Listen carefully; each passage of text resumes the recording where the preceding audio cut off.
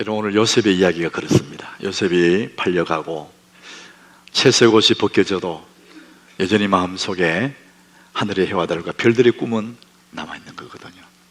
여러분, 오늘 소원을 품은 자신을 응원하라, 오늘 말씀의 제목인데, 여러분 마음속에도 어떤 상황이 와도 여러분 마음속에 있는 그 소원을 응원하시고 여러분 지지하셔서 마침내 그 꿈을 이루시기를 축복합니다.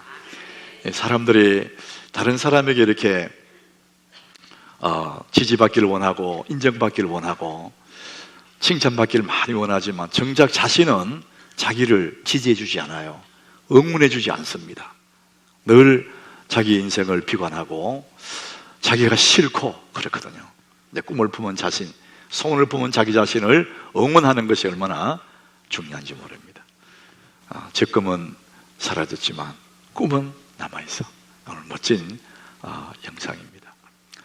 여러분, 그 사람의 인생의 크기는 그 사람이 가지고 있는 꿈의 크기다, 이렇게 말할 수 있어요. 틀림없거든요. 그 사람의 삶의 방향은 그 사람이 품고 있는 소원이 결정을 하는 거예요. 여러분, 동물은 꿈을 꾸지 않습니다. 동물은 아무런 소원을 품지 않아요. 유독 사람만 소원을 품는 거거든요. 그 소원 따라 살게 되고 그 소원 따라 인생을 걸게 돼요. 그래서 이 소원의 크기만큼 내 인생이 가게 되어 있습니다. 그래서 오늘 소원을 품은 내가 얼마나 소중한지를 여러분 스스로 이제 말씀을 통해서 응원하고 자기 자신을 소중히 가꾸어서 저마다의 그 꿈을 이루는 그런 여러분 되시기를 축복합니다. 이 목사의 마음이 늘 그래요. 제가 이 강단에 오르기 전까지 늘 마음에 이 말씀을 준비하면서도 여러분들 늘 생각하면서 말씀을 준비해요. 우리 하나님교회 교우들이 이 말씀을 듣고 참 이들의 삶 속에 정말 잘 되면 좋겠다, 이 하늘 아버지의 그 마음을 제가 가지고 이제 그런 마음으로 여러분에게 말씀을 드리는 거예요. 여러분 마음속에 소원을 품으시길 바랍니다. 이게 소원이 너무나 중요한 거예요. 우리 대한민국에 사는 모든 학부모들, 학생들을 가장 큰 우리 앞에 장애물이 있다면 대학이지 않습니까? 이게 대학 가는 것이 인생이 걸린 것처럼 이제 생각할 수도 있거든요. 그 대학에, 자기가 원하는 대학에 입학한 그 학생들의 이야기가 그런 게 있어요. 대학을 가기 위해서 공부하다 보면 너무 힘들고 지치고, 그럴 때마다 자기 가고 싶은 대학의 그 캠퍼스를 쭉 돌면서 그 캠퍼스를 바라보면서 그 학교 학생인 것처럼 마음에 담고 내가 꼭 이 학교에 와야 되겠다, 그러면은 다시 힘이 난다는 거예요. 스스로를 응원하면서 다독이면서 또 공부를 하기 시작하고, 그 학교 사진을 찍어서 자기 앞에 붙여놓기도 하고, 책상에 스마트폰 바탕 화면에 깔아놓으면서도, 그러면서 마치 자기가 그 학교 학생인 것처럼 그렇게 생각하고 그렇게 행동하면서 학교에 갔다, 이런 얘기를 해요. 10년 후에 명함을 준비하라. 제가 몇 년 전에 이 책을 소개했어요. 어떤 여성 지도자가, 리더가 10년 후에 명함을 미리 준비해 놓은 그 이야기. 지금은 내가 이렇게 지금 이 모습으로 살지만 앞으로 10년 후에 나는 이런 사람이 돼야 되겠다, 마치 그 사람 된 것처럼 미리 명함을 찍어서 가슴에 품고 다닌다는 거죠. 마치 뭐인 것처럼 자기의 그 소원의 인생을 거는 많은 사람들 하나의 기법이랍니다. 이 기법이란 게 마치 뭐인 것처럼, 이런 행사, 이런 얘기죠. 여러분, 우리는 하나님의 사람인데 하나님의 사람 아닌 것처럼 사는 사람 많습니다. 하나님의 사람, 하나님의 자녀인 것처럼 살아간다는 것은 너무나 중요한 것입니다. 여러분, 인생을 성공하고 싶습니까? 하나님의 자녀처럼 사시기 바랍니다. 오늘 여러분들이 하나님 말씀을 잘 들으면, 제가 확신하는 것은 이 말씀 잘 듣고 여러분 삶에 그대로 적용하면 오늘 여기 있는 모든 분들이 한 시대를 빛냈던 요셉 같은 나름대로의 그 꿈, 그 소원이 이루어질 줄로 믿습니다. 제가 그런 믿음이 있습니다. 그런 확신이 있습니다. 그리고 오늘 말씀을 가슴에 새기면서 이 말씀 그대로 딱 붙잡고 부활의 방향 농부같이 모든 것을 걸어버리면은 반드시 여러분들의 그날이 오게 될 줄로 믿습니다. 요셉은 꿈꾸는 사람이에요. 요셉의 다른 이름은, 그의 별명은 꿈꾸는 사람이에요. 사람은 꿈을 꾸는 거예요. 모든 이 땅에 있는 동물들은 소원이 없어요. 근데 사람만이 꿈을 꿉니다. 자, 오늘 우리가 39장을 읽었지만 요셉의 이야기는 37장부터 시작하거든요. 37장 7절에 가면 요셉의 꿈을 이야기합니다. 요셉이 밭에 나가니까 꿈속에 밭에 있는 곡식단들이 일어나서 자기 절을 하더라는 거예요. 기이한 꿈이잖아요. 9절에 가보면은 또 요셉이 또 꿈을 꿔요. 우리 같이 한번 읽어봅니다. 요셉이 다시 꿈을 꾸고 그의 형들에게 말하 이르되 내가 또 꿈을 꾼즉 해와 달과 11별이 내게 절하더이다. 또 꿈을 꾸고 또 꿈을 꿨는데 하늘의 해와 달과 11별들이 자기에게 절하는 그런 꿈을 꿨다는 거예요. 그 요셉이 다른 이름이 뭐냐? 꿈꾸는 사람이에요. 요셉만 꿈꾸는 게 우리 다 꿈을 꾸는 거거든요. 마음에 소원을 품은 거죠. 하나님은 우리에게 꿈을 꾸게 하시는 거예요. 시편 107장 30절에 하나님이 하시는 말씀, 우리를 어떻게 인도하시느냐? 여호와께서 그들이 바라는 항구로 인도하시는도다. 그들이 바라는 항구, 소원의 항구. 이전에 성경은 소원의 항구라고 그랬어요. 하나님 우리를 인도하시되 언제나 내가 바라는 항구, 내가 소원하는 그 항구로 하나님이 우리를 인도하신답니다. 마태복음 15장 28절에 이렇게 말씀합니다. 예수께서 대답하여 이르시되 여자여 내 믿음이 크도다. 그 다음에 하시는 말씀이 내 소원대로 되리라. 따라합시다. 내 소원대로 되리라 하시니. 예수님도 우리의 마음의 소원을 따라서 역사하시는 거예요. 네 소원대로 되라 이렇게 말씀하시는 거예요. 그래서 가끔 예수님 물어봐요. 내가 네게 무엇하여 주기를 원하느냐? 네 소원이 뭐냐? 이렇게 물어보세요. 근데 사람들이 그 소원을 말할 수 있어야 되는데 소원이 없는 사람이 있어요. 이 세상에 사람들이 이런 얘기를 해요. 하늘에, 밤하늘에 별똥별이 확 지나갈 때 별을 보고 소원을 비는 사람, 그 소원이 이루어진다. 이 세상의 사람들이 자기들이 회자하는 이야기거든요. 뜬구름 같은 얘기잖아요. 별똥별이 무슨 힘이 있다고 소원을 이루어집니까? 그런데 이거 심리적으로 보면 틀림없습니다. 별똥별이 어느 순간에 싹 지나가는 그 순간은 3초도 안 돼요. 3초 2초, 3초만 사라져버려요. 그런데 별똥별이 싹 지나가는 그 순간에 소원을 딱 말했다. 그 얘기는 뭐냐? 평소에 자기 마음속에 굉장한 소원을 늘 가지고 있는 거예요. 이제 그런 사람들은요, 별똥별이 소원을 이루는 것이 아니라 자기 스스로가 소원이 있기 때문에 그 소원을 향해서 정열을 쏟는 거예요. 에너지를 쏟는 거예요. 그러다 보면은 소원을 이룰 확률이 아주 높다는 것입니다. 성경은 우리에게 말합니다. 네가 원하는 항구로 인도하신다. 내 소원의 항구로 인도하신다. 내가 네게 무엇을 해줄까? 너는 내게 구하라. 네 소원대로 되라. 주님 그렇게 말씀하지 않습니까? 여러분 꿈을 꾸시기를 바랍니다. 내 마음속에 내 인생을 걸 만한 꿈이 있나? 이를 한번 살펴보셔야 되는 거거든요. 요셉은 정말 꿈꾸던 사람이었어요. 그런데 그는 형들에게 미움을 사서 팔려가거든요. 여러분 가장 힘든 게 뭐냐? 가까운 사람들에게 상처받는 거예요. 우리 상처는 주로 주변에 있는 사람이 받는 거거든요. 요셉은 자기 형들에게 미움을 사고 형들이 팔아버려요. 구덩이 던졌다가 팔아버려요. 세상에 이거보다 더 아픈 상처가 어디 있어요? 팔려가요. 그리고 이제 오늘 39장 1절에 보니까 요셉이 팔려가 끌려서 애굽까지 내려온 거예요. 요셉이 이끌려서 애굽에 내려왔어요. 형들이 팔려온 거거든요. 그리고 요셉이 남의 나라 애굽인 나라 노예 시장에 거기에 묶여가지고 새로운 사람에게 팔려갈 것을 기다리고 있는 이런 모습 볼 때 요셉은 어디를 봐도 희망 없는 청년이에요. 미움받고 팔리고 또 팔리고. 그래서 보디바라는 사람 집에 팔려간 거예요. 우리는 요셉을 볼 때 모든 꿈이 사라진 인생, 그는 가망이 없는 사람, 희망 없는 사람, 이런 사람으로 비춰집니다. 그러나 겉으로 보기에는 그는 팔려가는 인생이고 형편없는 소망 없는 인생이지만 비록 그는 채석옷은 벗겨졌지만은 요셉의 가슴에는 빛나는 해와 달과 별들의 꿈을 품은 사람입니다. 겉으로 볼 때는 그는 희망 없는 사람이지만 그 마음속에는 하나님의 꿈이 자라고 있는 그런 사람이거든요. 오늘 2절에서 그걸 확실하게 말씀하고 있습니다. 오늘 본문에 우리 한번 같이 2절 읽어봅니다. 여호와께서 요셉과 함께 하심으로 그가 형통한 자가 되어 그의 주인 애굽 사람의 집에 있으니, 그가 형통한 자가 되어 있다는 거예요. 여호와께서 함께 하심으로 그는 형통한 자가 되어 있다. 이게 요셉의 존재의 모습이에요. 내면의 모습이에요. 겉으로는 종입니다.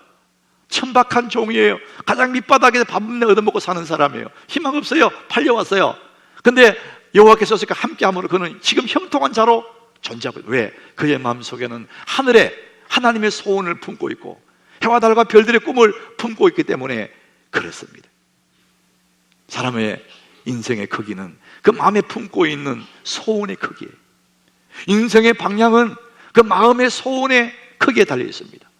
어떤 소원을 가졌느냐, 인생의 방향이 달라지는 거예요. 자, 그렇기 때문에 요셉은 비록 팔리고 또 팔려오고 종으로 살고 있지만은 요셉은 자기의 존재, 자기가 가지고 있는 그 꿈을 소중하게 간직하고 있는 사람입니다.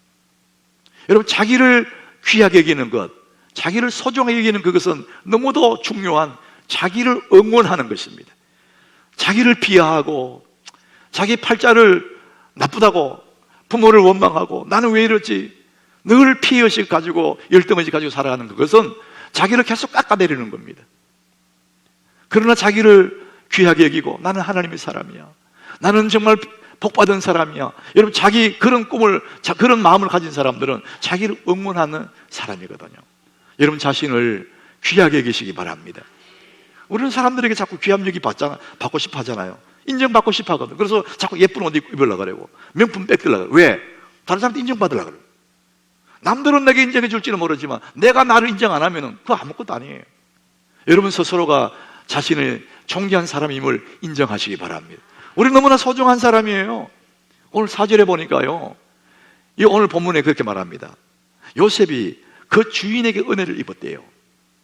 여러분, 주인에게 은혜를 입었다, 우리 성경에 그렇게 표현했지만은 이거 쉽게 말하면은요, 그 주인의 마음에 들었다는 거예요. 얼마나 마음에 들었는지 요셉을 가정의 총무로 삼아가지고 5절에 보니까요, 그가 요셉에게 자기의 집과 그의 모든 소유물을 다 맡겨버렸어요. 6절에 가보면은요, 주인이 그의 소유를 다 요셉에게 위탁했대요. 네가 알아서 하라고 다 위탁했대. 먹는 음식 외에는 다 맡겼다는 거예요. 그 주인의 마음에 얼마나 들었으면 어떻게, 얼마나 그들에게 다 맡겼을까? 어떻게 했길래 그런 마음에 들었을까? 여러분, 우리는 신학적인 지식이 없다 할지라도 여러분 이 본문을 보면은 요셉이 왜 어떻게 해서 마음에 들었을까? 당장 알 수 있습니다. 여러분, 종을 사서 올 때 일 시키려고 데려온 거잖아요. 일 잘하는 종이 마음에 드는 거예요. 주인 입장에서는 일 잘하면은 마음에 드는 거거든요. 요셉이 성실하게 일을 한 거예요. 주인의 마음에 쏙 들도록 시키든지 안 시키든지 얼마나 성실하게 일하는지, 그리고 얼마나 정직한지 주인이 안 봐도 열심히 하고 안 속이고, 그러니까 성실과 정직으로 주인의 마음에 쏙 들었는 거예요. 그러니까 주인이요, 이것도 안 맡겨보고 저것도 안 맡겨보더라, 나중에 다 맡긴 거예요. 네가 다 알아서 하라고. 안 믿으면 어떻게 재산을 맡깁니까? 얼마나 정직하고 얼마나 성실한지. 여러분, 성실과 정직으로 여러분의 꿈을 응원하셔야 돼요. 예수 믿는 사람들이 성실하지 않는 분이 너무 많습니다. 기도만 하고 일을 안 하는 거예요. 여러분, 그래서 우리 예수 믿는 사람들은요, 이 어떤 일이 있으면 그 일이 내게 달려있는 것처럼 내가 최선을 다하는 거예요. 내게 달리는 것이에요. 그리고 이 일이 하나님께 달려있는 것처럼 하나님께 매달리는 것입니다. 이래야 역사가 일어나는 거예요. 여러분, 성실과 정직으로 여러분 인생을 거시기 바랍니다. 성실과 정직으로 자기 꿈을 응원하는 겁니다. 요셉은 그렇게 한 거죠. 사람이 아무리 괜찮은 사람이라도, 열심히 일 잘하고 이런 사람일지라도 정직하지 않으면 신뢰받을 수 없어요. 거짓말을 하고 속이고, 아무리 괜찮은 사람, 말 잘하는 사람이라도 정직하지 않으면 신뢰할 수가 없어요. 그런데 요셉은 성실하고 너무 정직한 거예요. 그는 지금 종의 신분이지만 자기 있는 자리를 좋게 만든 겁니다. 복되게 만든 거예요. 성실하게, 정직하게, 성실과 정직으로 그 자리를 복되게 만들어가는 그 꿈을 자꾸 응원하는 것이죠. 그러니까 하나님도 요셉을 통해서 영광을 받으시는 거예요. 여러분 5절에 한번 보시면은요, 요셉이 너무나 성실하니까 소유물을 다 맡겼어요. 그랬더니 여호와께서 요셉을 위하여 그 애굽 사람 집에 복을 내리신대요. 요셉 때문에 하나님 그 가족에 복을 내리는 거예요. 너무 성실하고 너무 신실하게 하니까 주인의 마음에 너무 들었고 하나님도 요셉을 통해서 복을 내리시는 거예요. 여러분 있는 자리에 성실과 정직으로 여러분 있는 그 자리를 좋게 만드시기 바랍니다. 그게 여러분의 꿈을 응원하는 겁니다. 우리 하나님교회 모든 성도들이 직장에 있든지 무슨 일을 하든지 상관없습니다. 있는 그 자리를 좋게 만드십시오. 성실과 정직으로 여러분 있는 그 자리를 복되게 만드시기 바랍니다. 그게 여러분의 꿈을 응원하는 것입니다. 여러분 성실과 정직으로 인생을 성부수 걸면은 안 될 일은 없습니다. 세상 사람들은 성실 정직으로 한다 할지라도 하나님 함께하지 않지만 우리 예수 믿는 사람들은 성실과 정직으로 인생을 걸면 여호와께서 요셉을 위하여 그 집에 복을 내리십니다. 하나님 여러분과 함께 하실 줄 믿으시길 바랍니다. 사람들이 마음에 소원이 있는데 막연한 소원이면 응원해 주지 않습니다. 여러분의 꿈을 응원하십시오. 성실과 정직으로 있는 자리에서 여러분 거기를 복되게 만드십시오. 영어에서 here and now라 그럽니다. 여기서 지금 내가 있는 그 자리에서 복되게 만들어가면 반드시 하나님이 그 사람을 통해 거기에 복을 주시고 자기의 가슴에 있는 그 꿈들이 이루어질 그날이 오게 될 줄로 믿습니다. 이민규라는 아주대 교수가 실행이 답이다 이런 책을 썼어요. 이분이 심리학의 교수거든요. 이분의 책을 제가 몇 권 읽어봤는데 참 우리 삶을 잘 이렇게 꿰고 있는 분이에요. 내가 이분을 만나본 적 없지만 틀림없이 이 사람 예수 믿는 사람 같아요. 이분이 이런 얘기를 합니다. 사람이 나는 누구다, 나는 이런 사람이야, 나는 이런 사람이다 스스로 규정을 하잖아요. 나는 이런 사람. 그것이 자기의 인생이 되고 운명이 된다 그런 말을 해요. 나는 복받은 사람, 나는 특별한 사람. 만약에 그런 인식을 가지고 있다면 그 사람 틀림없이 복받은 사람으로 형통한 사람으로 살게 된다는 것이. 세상에 사람들 보고 우리 내 견해를 말하잖아요. 그 견해 중에 가장 큰 견해가 뭐냐? 자기에 대한 견해가 가장 중요하대. 나라는 인생을 통해 내가 스스로 견해를 가지고 있는 거예요. 그게 자기의 운명이 된다는 겁니다. 세상을 우리 판단하지 않습니까? 가장 중요한 판단은 나를 판단하는 그 판단이라는 거예요. 나를 어떻게 판단하느냐, 그건 너무나 중요하다는 것입니다. 시편 139장에 14절에 보면은 다윗이라는 사람은 자기를 어떻게 규정하고 있느냐, 자기를 어떻게 생각하고 있느냐 이렇게 말하고, 같이 읽어봅니다. 내가 주께 감사하오면 나를 지으심이 신묘 기미하심이라. 주께서 하시는 일이 기함을 내 영혼이 잘 아나이다. 하나님 자기를 지으셨는데 어떻게 지었냐? 신묘막책, 옛날 성경에 신묘막책이거든요. 심히 기묘하대. 그래서 쉽게 말하면은 나는 특별한 사람이야, 이런 인식을 갖고 있는 거예요. 나는 특별하다. 여러분 따라봅시다. 나는 특별한 사람이야. 다윗은 그런 생각을 갖고 있는 거예요. 그러다 보니까 그렇게 오랜 세월 동안 도망다니면서도 저 사람이 낙심하지 않아요. 왜? 나는 특별한 사람이니까. 자기 인식이 자기 운명이 되는 거예요. 이 사람이 또 시편 116장 12절에 보니까 이런 얘기하죠. 내게 주신 모든 은혜를 내가 여호와께 무엇으로 보답할까? 받은 은혜가 너무 많다는 거예요. 그러면 다른 말로 뒤집어서 얘기하면은요, 나는 정말 복받은 사람이야, 그런 얘기예요. 따라서 나는 복받은 사람이다. 여러분 예수 믿는 그 자체가 복받은 사람이에요. 왜냐하면 예수님 안에 다 있거든요. 그럼 우리는 복받은 사람이에요. 이제 그 복이 이루어질 날만 기다리고 있는 거죠. 자, 그런 마음으로 요셉은 인생을 사는 거예요. 비록 그는 팔려와서 남의 나라의 종으로 살지만 2절에 보니까 오늘 2절 같이 한번 읽어보겠습니다. 같이 읽습니다. 여호와께서 요셉과 함께 하심으로 그가 형통한 자가 되어 그의 주인 애굽 사람의 집에 있으니. 여호와께서 요셉과 함께 하심으로 그가 형통한 자가 되었다. 하나님이 요셉과 함께 한다는 거예요. 그러니까 그 다음에 보니까 형통한 자가 되었다. 형통한 자가 되는 그 원인, 그 전제가 뭐냐? 여호와께서 요셉과 함께 했다는 거예요. 여러분 하나님이 요셉과 함께 하셨는데, 그렇다면 그 하나님이 여러분과도 함께 하신 줄 믿으시길 바랍니다. 여러분 우리가 아무리 생각해도 하나님 요셉과만 함께 한 게 아니에요. 예수 믿는 우리들도 요셉보다 더 가까이 우리를 아빠로, 하늘 아빠로 우리와 함께 하신 줄 믿으시길 바랍니다. 자, 그러면은 나는 왜 형통하지 않냐 이거죠. 요셉이 여호와께서 요셉과 함께 하심으로 그 형통한 자가 됐다는데, 하나님 나와 함께 하시는데 나는 왜 형통하지 않을까? 이렇게 생각할 수 있잖아요. 근데 하나님은 모든 믿는 자 편에 계세요. 근데 문제는 뭐냐? 모든 믿는 자가 하나님 편에 있지 않습니다. 그게 너무 중요한 거죠. 여러분, 요셉이 하나님이 여호와께서 요셉과 함께 하심으로 그 형통한 자들이 있잖아요. 그 얘기는 뭐냐면 요셉이 하나님 편에 있다, 그런 얘기예요. 그리고 그가 형통한 자가 되는 거예요. 하나님은 모든 믿는 자와 함께해요. 그런데 그 믿는 자가 하나님과 함께 하지 않습니다. 근데 요셉은 그런 상황 속에서도 하나님 편에 있는 거예요. 팔려가도 종이 돼도 감옥 가도 항상 하나님 편에 있으니까 하나님 요셉을 붙잡고 요셉을 위하여 그 가정에 복을 주신다는 거예요. 그 요셉과 동행하신다는 것이죠. 형통이 뭐냐? 하나님 나와 함께 있는 것이 형통인데, 그가 팔려가든지 감옥에 가든지 하나님 늘 그와 함께 계세요. 가난하든지 병들든지 하나님이 늘 요셉과 함께 하면 형통한 사람 맞죠? 근데 중요한 건 뭐냐면은 내가 하나님 편에 있지 않을 때에 문제가 되는 거죠. 하나님이 여러분과 늘 함께 하십니다. 여러분 인생의 고비고비마다 하나님이 늘 함께 하십니다. 문제는 여러분이 하나님 편에 안 있다는 거예요. 기분 좋을 때 하나님 편에 있고, 자기 좀 이익 생기면 쫙 반대편으로 가버리는 거예요. 그래서 요셉이 여호와가 함께 하심으로 이게 해당이 안 되는 거야, 내가. 근데 요셉은 슬플 때나 답답할 때나 언제나 변함없이 하나님 편에 있으니까, 하나님이 성경은 하나님이 여호와가 요셉과 함께 하심으로 그 형통한 자가 되었다, 이렇게 말씀하는 겁니다. 여러분 언제나 하나님 편에 계시기를 바랍니다. 그러면은 여러분 형통한 자가 되는 거예요.